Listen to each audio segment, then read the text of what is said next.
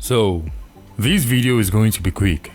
I do have a Doctor Strange video which I detail his scaling, so I will mention some of his important abilities, not even abilities, his lore, right? His basic lore, and do the same for Doctor Fate, but maybe a bit deeper. Doctor Strange scaling is so quick and easy to go over. Now let's start with Doctor Fate. I will be specific on Ken Nelson, but Khalid will slide in and out, so yeah. Darkseid mind hacks both Superman and Martian Manhunter from Apocalypse to steal Dr. Fate's mystic artifacts, but Fate easily removed the hacks on them and even tanks the heat from Superman. He's evenly matched with Mordru, not current Mordru though. In future states, when the entire sphere of the gods and dimensions were consumed by unkindness, Tower of Fate was able to remain safe and hidden from her. I mean, through this same tower was the strongest and fastest means for the Great Darkness to get into the multiverse. In future state, he blocks an attack from an angel sword that ripped through Etrigan, and Etrigan is powerful. He beats Belial, who was a threat to Earth and creation. He was a major equal factor to use his magic in beating the anti-life entity, and it keeps going on. Classic Fate is relative to the Spectre. Khalid has casual fourth wall awareness, but to a point where he tells the reader to change direction of the comic to aid his movement. He has full cosmic awareness beyond the fourth wall. He gave Flash fourth wall breaking abilities, Wally for that matter showing pure dominance. Tower of Fate is the nexus point for all the realms. It's like the nexus of all realities, meaning it is likely the most powerful energy source or one in the multiverse. Could look through Martian Manhunter's disguise by looking at his soul. Possessed Dr. Fate KO'd Martian Manhunter with one blast. He scans every plane of reality to look for the Justice League and the Great Darkness. He takes control of Darkseid, Highfather, Orion, and Etrigan to do this mystical thing and destroyed the anti-life entities realm and whatever. Nabu is stated to be the greatest mage who has ever lived. Nabu manipulated the chaotic nature of magic into ordered form. Wotan states he is arguably the greatest mage ever. Wotan described the realm of Nabu as heaven, hell, and limbo all at the same time. Khalid matches an attack from Merlin. Khalid thinks that if he had more time he could beat Merlin and Arion, but I doubt. He creates a force field around Atlantis that contained a heavily restrained Upside Down Man's energy attack. Nabu dissolves Wonder Woman's lasso. It would take a magical power far greater than what either John Constantine or Swamp Thing are capable of to fight Nabu. He reflects an attack from John Constantine, an angry one for that matter. John Constantine isn't sure who would win in a fight between Phantom Stranger and Nabu. The Helmet of Fate is one of the most powerful objects ever forged by a sorcerer's hand. It carries power beyond gods and imprisons Phantom Stranger. A weakened Swamp Thing and John Constantine were powerless to stop him. It would take so very little of Nabu's power to wipe John Constantine from existence.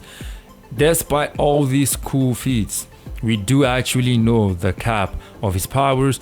It is fundamental to know Nabu is one of the Lords of Order, but the strongest. I mean, the rest could rip Etrigan and Jason Blood as two separate beings. They threaten the entire cosmos. Nabu alone, using Dr. Fate, could fight on par and win Xanadoth, who was weaker back then, but as of now he needed the help of Naomi, who seems to be the strongest Justice League member. Now Chaos and Order unfortunately isn't as impressive as a lot may seem. The moment you start scaling DC beyond just the Prime Multiverse, then you know what I mean.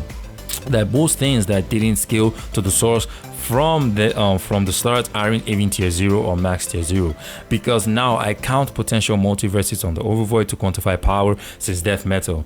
Chaos and Order isn't like the green so far.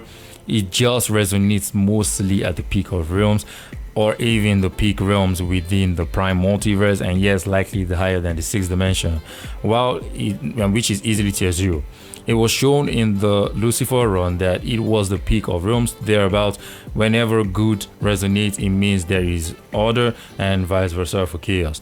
I mean, it is told to us currently, and that's why Xanadoth was that powerful.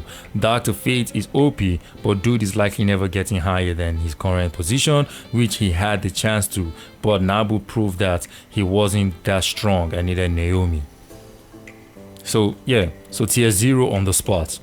Now as for Doctor Strange, like I said, I have a video on him and I'll link it down below. I won't be going balls deep, but the little I will say should do. For those who rep Classic Strange saying Strange is weaker than Classic Strange, well, I explained in my Doctor Strange video how nothing has changed except the type of adventures, but the little he does is just insane. I won't touch anything Classic Strange at all, that's just headache, but it is necessary to understand that Doctor Strange, being the Sorcerer Supreme of Earth, means one simple thing: he can do anything. Use any mystical powers like other infinite numbers of Sorcerer Supremes. He can use the powers of any mystical being, including gods, and being the Sorcerer Supreme of Earth alone places him on at least the tier of the mystery. I know in my Doctor Strange video I put him on the far shore, sort of, to the mystery, but now I actually just placing him really on the mystery. There is a slim chance of Scarlet Witch beating an angered Doctor Strange, or Strange who isn't following the rules of the Vishanti. There are two things here.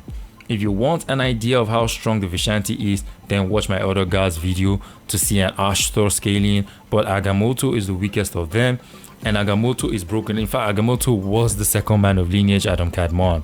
So would I say he was the weakest? He couldn't even be the strongest. I think probably the strongest. But all of them are relative. He let Strange literally copy other sorcerers and beings alongside having access to these realms. Ashtor basically is like a defense system for him, a being that originates from Gaia and Tiger, forgotten his name, also deals with the bands and sealing, like example bands of Sitarak and shit. Doctor Strange by default should be mystery tier on the high end, but there are other factors that come to protecting the earth aside magic, which he is a segment of. Strange is extremely formidable that there is no area of magic in fiction he won't be able to deal with, because Marvel is so large, is a large verse, and has every area of magic, even the religious concepts. There is no hacks he can't counter or do. Dude turned an entire hell on one of the highest planes into a garden while using rune magic, on the fact he is beyond abstraction, like since the classic times.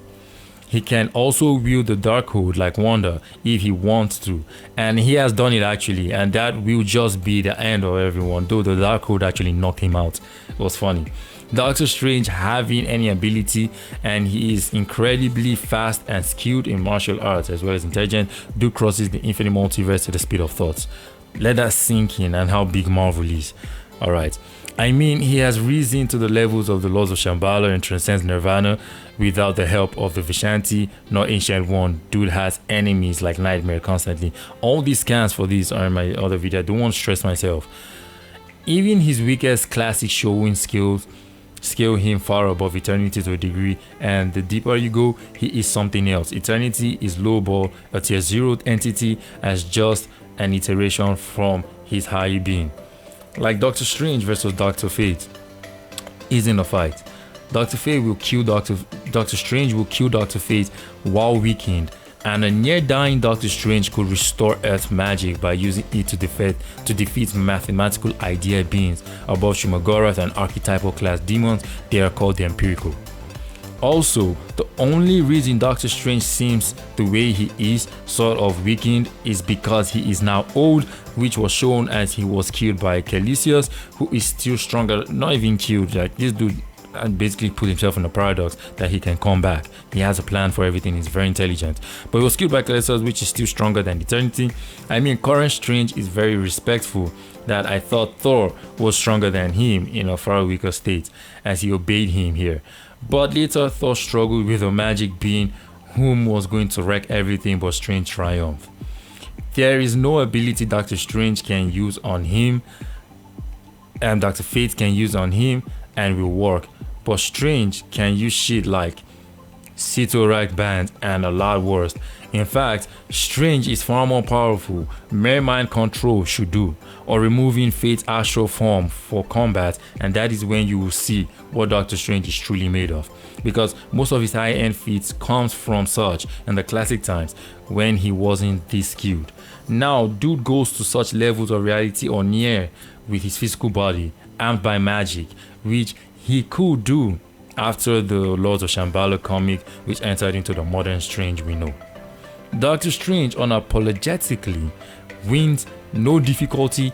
Even if you arm Dr. Fate with the powers of God, Hecate, and Mordru, he gets stomped.